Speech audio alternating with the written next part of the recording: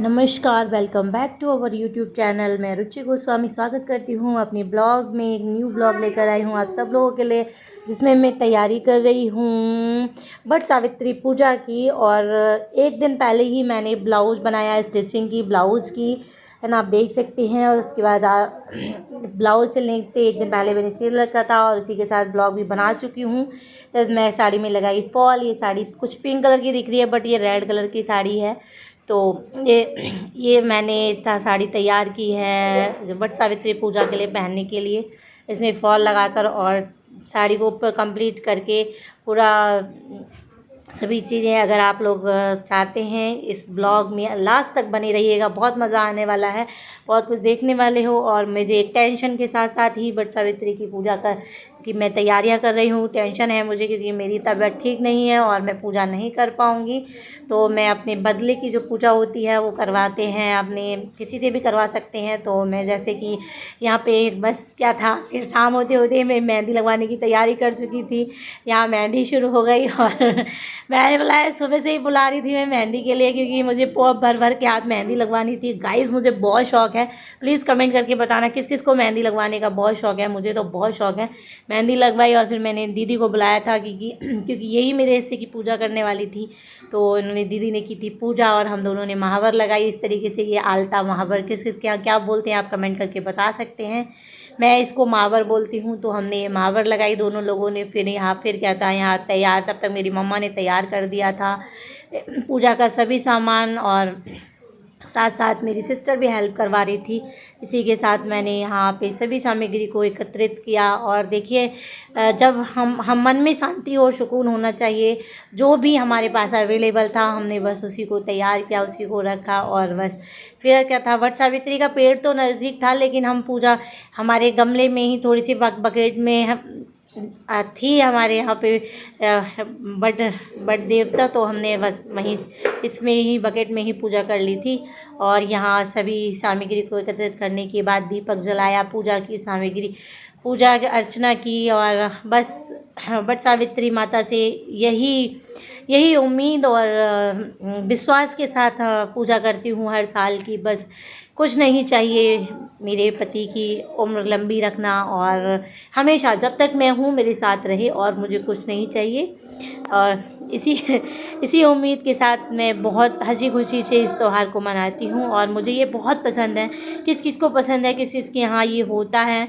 Basically हम सभी औरतों को त्यौहार बहुत पसंद होते हैं, वो भी बेसिकली इस तरीके के त्यौहार जैसे करवा चौथ हो गया, वट सावित्री पूजा हो गई, है ना।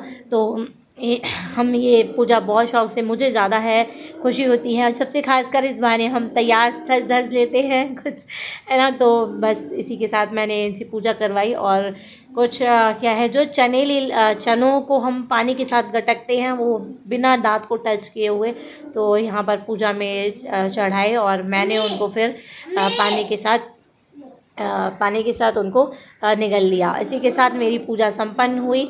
और इस पूजा को करते करते मुझे दीदी को भी जाना था, तो जल्दी जल्दी हमने पूजा समाप्त की और सभी सामग्री को हमने चढ़ाया। और इसी के साथ हमने ये जो ही सामान था, तो ये दीदी जो हैं, हमने इनको बोला कि आप ही इस सारी सामग्री को ले जाओ, है ना। तो इस सारी सामग्री को दीदी अपने साथ ले गई थी। और पूजा करने के बाद मैंने भी बहुत सारा एंजॉय किया इस पूजा में। गाइस, किस किस ने मेरे इस ब्लॉग को एंजॉय किया है, प्लीज़ कमेंट करके ज़रूर बताना, ठीक है।